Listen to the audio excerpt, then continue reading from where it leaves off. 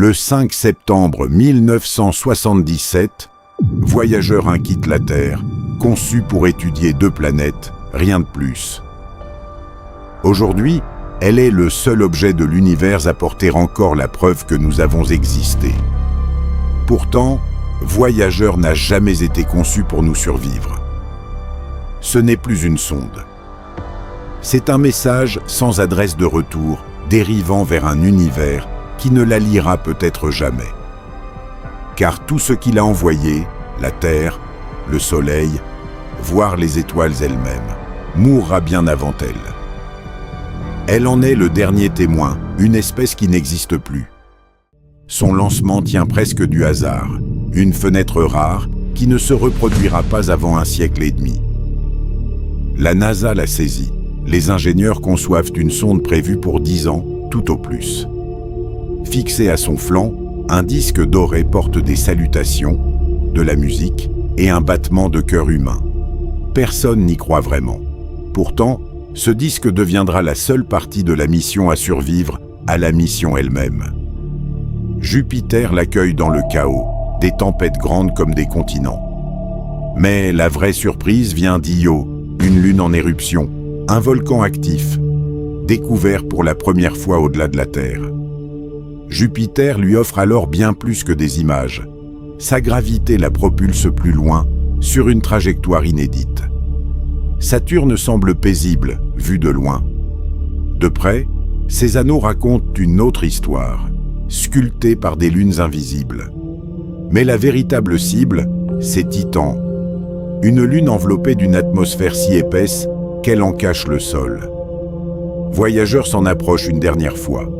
Ce seul passage la propulse hors du plan des planètes, pour toujours. 14 ans plus tard, Voyageur se retourne. Depuis près de 6 milliards de kilomètres, elle photographie une dernière fois notre système solaire. Sur un seul cliché, à peine un pixel, se trouve la Terre.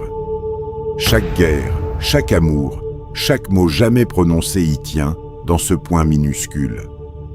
Ces caméras s'éteignent ensuite pour économiser le peu d'énergie qui lui reste.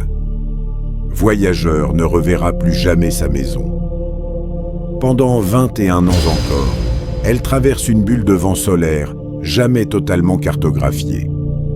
Puis, le 25 août 2012, tout bascule. Voyageur ne voit aucun mur, ne ressent aucun choc. Elle franchit simplement une frontière invisible, devenant le premier objet humain à quitter l'héliosphère pour entrer dans l'espace interstellaire. Fin 2026, Voyageur atteint un jalon plus discret. Elle devient le premier objet humain à se trouver à une jour-lumière de la Terre, à près de 26 milliards de kilomètres. Une commande envoyée aujourd'hui ne l'atteindra que demain. Pendant ce temps, son énergie décline, watt par watt. Voyageur ne meurt pas de façon spectaculaire. Elle se tait, lentement, comme une voix qui s'efface en fin d'appel. Bien après le dernier signal, Voyageur continuera d'avancer. Dans environ 40 000 ans, elle passera à 0,7 années-lumière d'une étoile naine nommée Gliese 445. Plus personne ne l'écoutera. Aucun ingénieur ne se souviendra de l'avoir construite. Elle deviendra enfin ce qu'elle a toujours secrètement été. Un message que plus personne n'attend, porté par l'élan d'une fusée lancée par une civilisation qui n'existera peut-être plus. Pendant des décennies, un dénouement semblait acquis. Dans 4 à 5 milliards d'années, la Voie lactée et Andromède fusionneraient.